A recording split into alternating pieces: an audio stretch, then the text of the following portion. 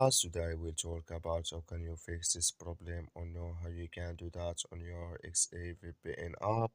So all you have to do, so you just click here on settings, click on it here. When you just click on settings, it's going to show for you a list like this here. Then you go down, just keep going down, then you click here on apps. Come here to apps list. In here you're looking for XAVPN app or just click on search. Then here add XAVPN app, it's going to show for you like this, click on it.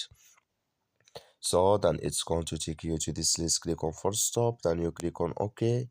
Then you go down, just click on storage, come to storage list here, just click on clear cache, then all you have to do, so you just go to your Play Store, click on it here, then you search here for XAVPN app, it's going to show for you like this.